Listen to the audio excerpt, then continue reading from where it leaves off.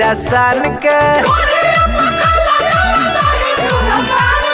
खाली उजियान कर तहारा सामान के, खाली उजियान कर तहारा सामान के।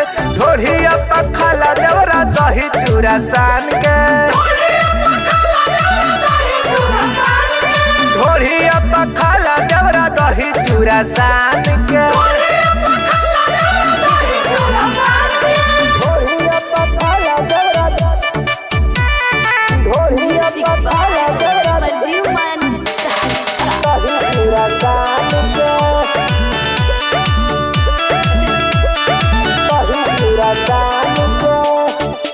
कहीं कौन कौन बात राजा बारे परेशानी,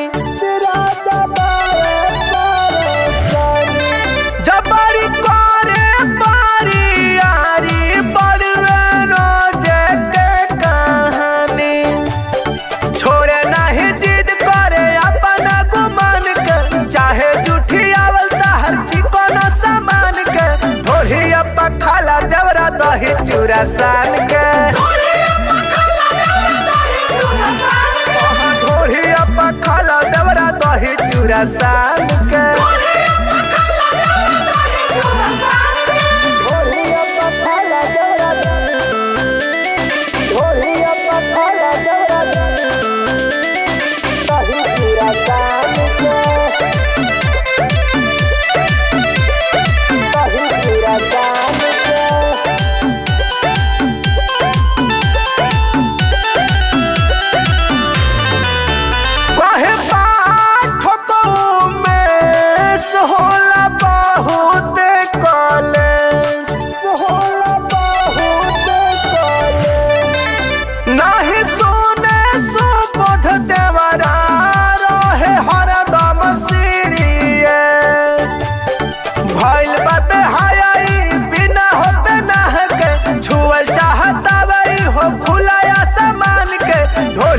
पखाला देवरा दही चूरा सान के,